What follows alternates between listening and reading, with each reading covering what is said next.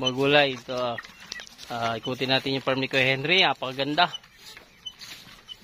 Mini farm. Pero napakaganda ng lugar. Ito yung kanyang gulayan.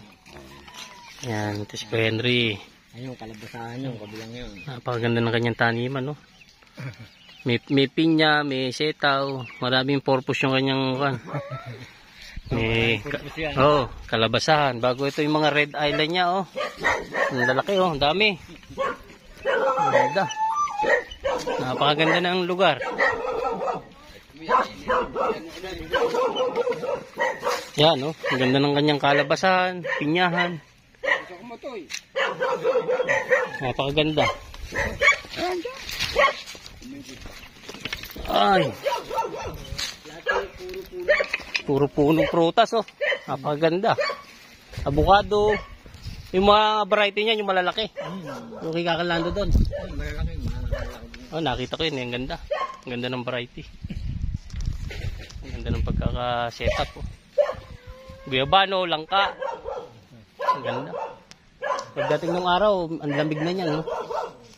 Dikit-dikit na yan, no? Ang ganda ng kanya. Ayos na. Ganda. Ito, baling yun ito. Kasi ito yung babuyan niya. Ito yung dating pinyahan mo, eh, no? Wala nakalagay. Dating pinyahan niya yun, eh. Ito, hindi ko matabasan. Gawa na may kalabasa yun, eh. Ay, oo. Oh, lalaki na ng bunga yun, eh. Grass cutter. Hindi, mapuputol yung mga ano. Yung mayor, no? Baka madali yung mayor. Ang ganda nga sa kalabasa yan. Ang lalaki na ng kalabasa dun, eh. Yung balinguin na yan. Balinguin, dati pinyahan yan, eh. Sagingan pa. Ang ganda. Puro puno. Oo. Di bubunga na ito. Siguro nasa 4 years na yan, no?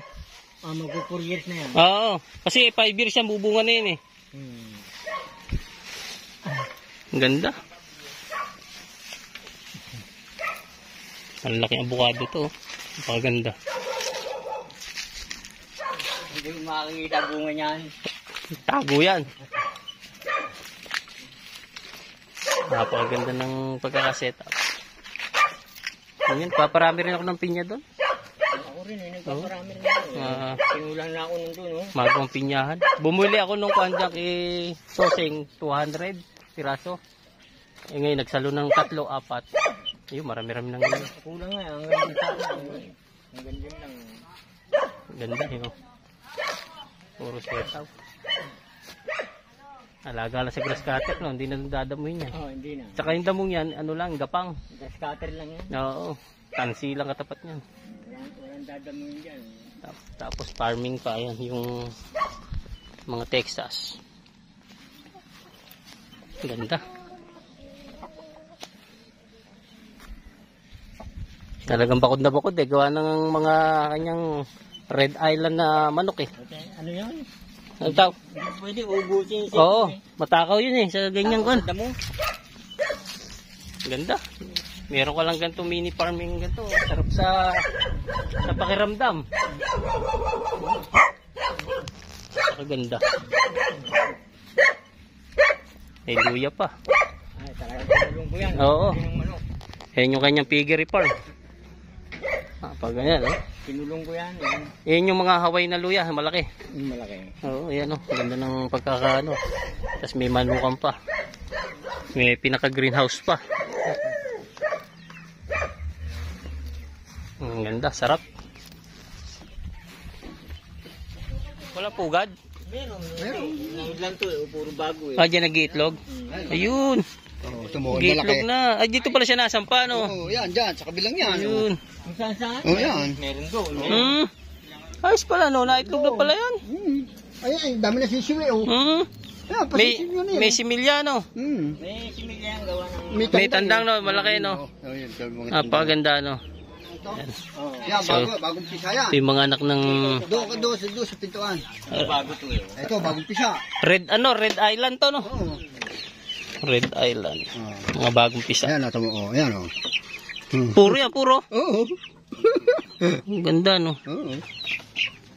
Ayan. Parang ilang piraso lang. Ay, ayun pa iba. Siyempre, yun lang nakukuha sa incubator, eh. Sasalang ka ng Yan. Ayun. Malabas. Tapos iyan naman. Ayan. Ito bago lang to eh. Ayan, bago. Ayun. Yun o. Bagong pisa. Oo ano. Bagong pisa lang yan. Yung mga bagong pisa oh. Parami na si Henry ng ano. Red Island dito. Ayan yung mga kasunod oh. Gaantay ko doon. Saan? Eh. So magulay dito muna. Ayan. Nasilip natin yung farm ni Kuya Henry dito. Ayan. Napakaganda. Maglakad ka, ikaw ang maglakad. Dito muna kami. Andiyan si Michael. Dito muna mga gulay. Thank you for watching. Bye bye.